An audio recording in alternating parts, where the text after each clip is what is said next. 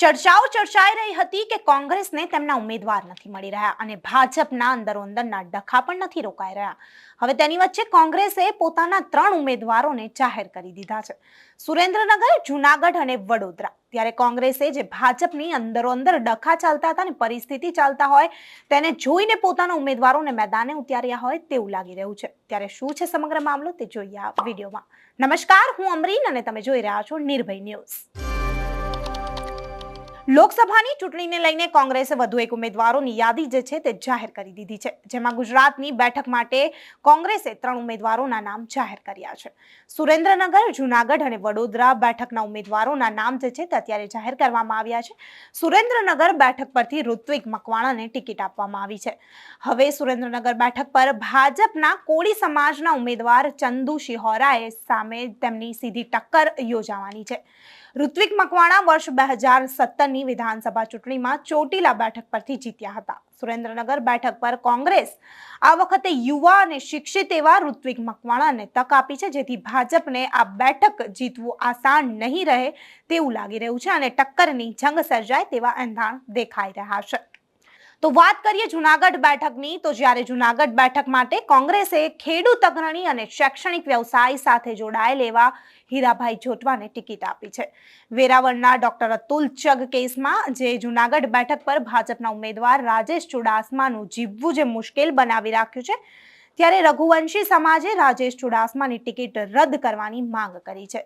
જો ટિકિટ રદ નહીં કરવામાં આવે તો ભાજપની સામે સમગ્ર રઘુવંશી સમાજ જે છે તે મતદાન કરશે. ભાજપ માટે વિવાદો સાથે સંકળાયેલી બેઠક પર વડોદરા પર જસપાલસિંહ પઢિયારને કોંગ્રેસે ચૂંટણીના મેદાનમાં ઉતાર્યા છે.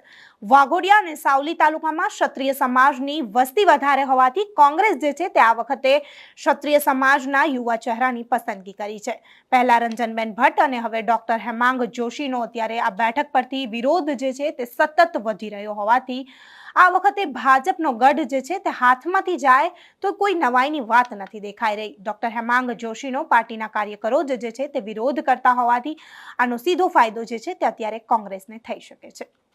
તો ગુજરાતની 4 બેઠકો પર કોંગ્રેસના ઉમેદવારોને લઈ પેચ ફસાયેલો છે. ત્યારે મહેસાણાની વાત કરીએ તો મહેસાણામાં ભાજપે હરિ પટેલને ટિકિટ આપી છે, તો કોંગ્રેસ હજુ સુધી ઉમેદવારને લઈ મનોમંથનમાં છે. તો અમદાવાદ પૂર્વ બેઠકને લઈને પણ કોંગ્રેસ જે છે તે અસમંજનમાં છે. ચર્ચાસ્પદ બેઠક રાજકોટની વાત કરવામાં આવે તો અહીં પરસોત્તમ રૂપાલા સામે કોંગ્રેસે કોને ઉમેદવાર બનાવવો તે પણ વિચાર હેઠળ હોય તેવું અત્યારે જણાઈ રહ્યું છે. ભાજપ પ્રદેશ અધ્યક્ષ CR પાટીલ સામે નવસારી બેઠક પર પણ કોંગ્રેસે અત્યાર સુધી ઉમેદવારનું નામ જાહેર નથી કર્યું. આ બધા સમીકરણો વચ્ચે હવે રાજકોટ બેઠક માટે કોંગ્રેસ 2 દિવસમાં ઉમેદવાર જાહેર કરી શકે છે, જેમાં હિતેશ વોરા, ડોક્ટર હેમાંગ વસાવડા અને પરેશ ધાનાણીને કોંગ્રેસ ટિકિટ આપી શકે તેવી શક્યતાઓ જે છે અત્યારે દેખાઈ રહી છે. ભાજપ પરસોત્તમ રૂપાલાની ટિકિટ કાપે તો કોંગ્રેસ પરેશ ધાનાણીને ટિકિટ આપે તેવી ચર્ચા પણ અત્યારે ચકડોળે ચડી છે. તો આ મુદ્દે તમારું શું કહેવું છે તમને કમેન્ટ બોક્સમાં ચોક્કસથી જણાવજો અને આવા જ ઇન્ફોર્મેટિવ વિડીયોઝ જોવા માટે જોડાયેલા રહો નિર્ભય ન્યૂઝ સાથે તથા અમારી ચેનલ નિર્ભય ન્યૂઝને લાઇક, શેર અને સબસ્ક્રાઇબ કરવાનું ભૂલતા નહીં. આભાર.